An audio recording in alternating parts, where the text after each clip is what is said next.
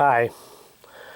Well, what I've got out here at the range today is a Dan Wesson model 15-2 with a 2.5-inch barrel installed on it. These are a gun that has interchangeable barrels. I believe the last time I did a video with this gun I had the 8-inch barrel installed on it. So today I'm going to do a little bit of shooting with this, and maybe at the end of the video I'll show you how to change out the barrels on them. These are chambered in 357 Magnum. Dan Wessons were made in several different calibers, but the 357s are probably the most common. Well, I've got it loaded up with some pretty warm 357 Magnum loads. Another thing about this gun, not only was the barrel length interchangeable, but the barrel shrouds were interchangeable. You could have them with a bent rib, with a solid rib, with or without the underlug.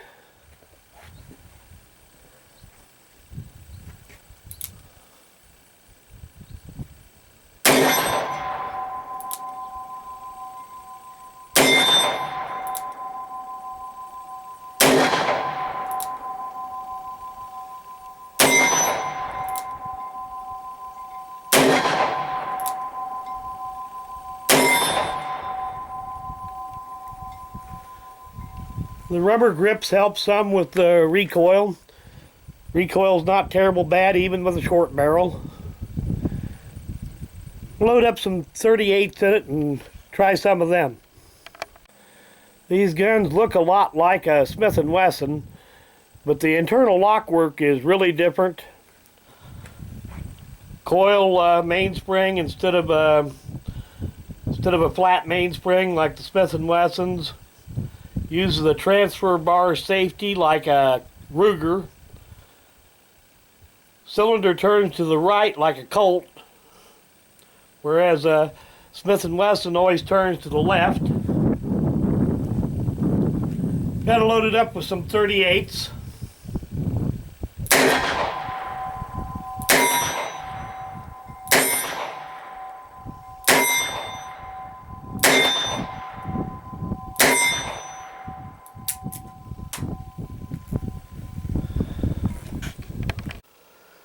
Okay, we're going to swap out the barrels and the grips on this gun. And it is a fairly simple operation. You do need the multi-tool that you should have got with the gun.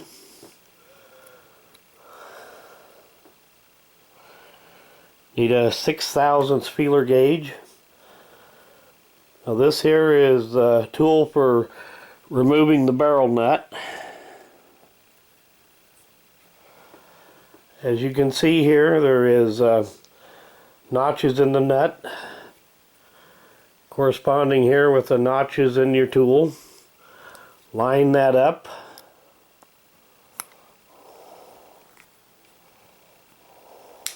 There we go.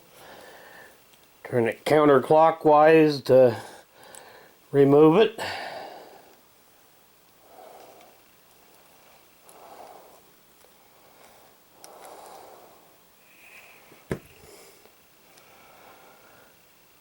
Set that aside, and then your barrel shroud just slips right off.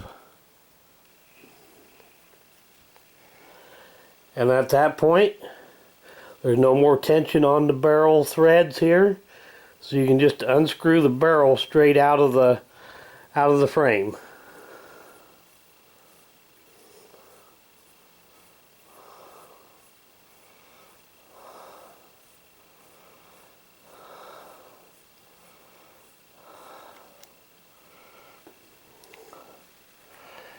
Now I'm going to put this nut back on here so it doesn't get lost.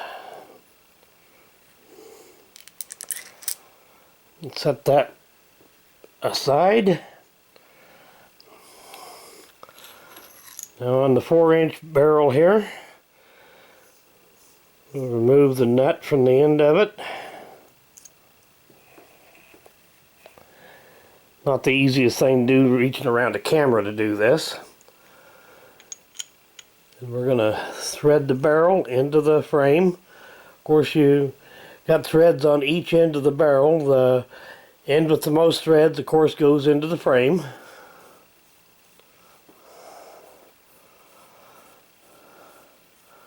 Now, before it gets down against the cylinder, we're going to put that feeler gauge in there so that we can gauge how far down to screw the barrel. Now, let me get that feeler gauge here and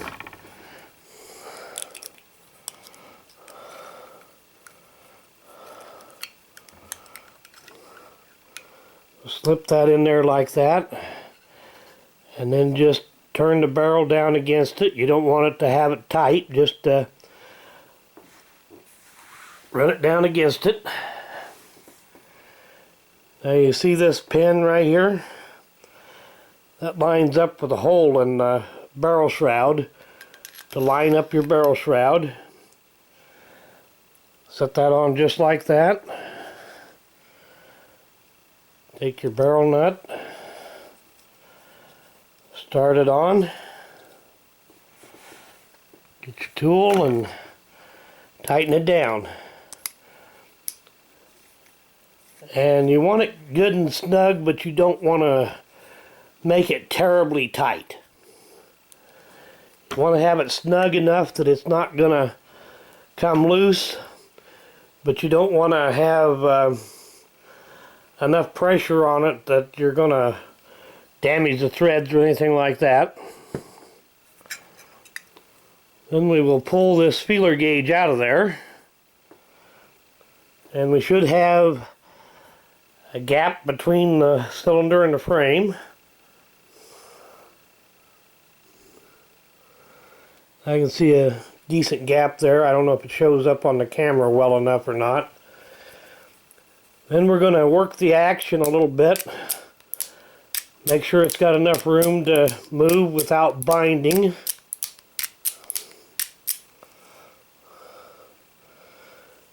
If you did get it down a little bit too far, you'd have to take it loose and screw the barrel out just a little bit to make the cylinder gap just a little bit wider. But I believe where we've got it right now is just fine. Now, to change out the grips, this multi-tool has a Allen wrench on this end. Put it in there and just unscrew that out of there. I'm going to put that cap back on there so it don't bite my finger while I'm using it.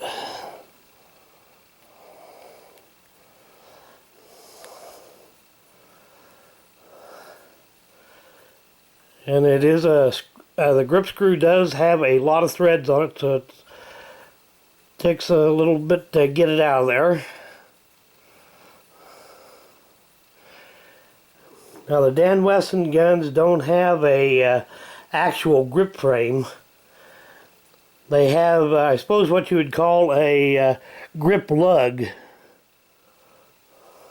that also contains the mainspring. So to get this grip off here, I'll show it to you.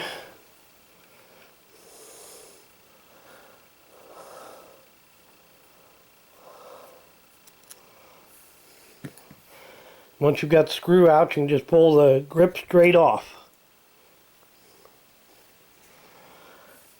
Like I said, it just has a lug here that contains the mainspring. Lug also serves as the mainspring housing. Take your other grip.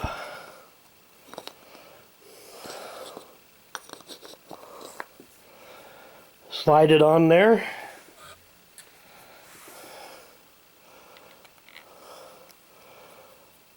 Replace the screw, and that's all there is to it. These guns were made to be very user-friendly as far as changing stuff over.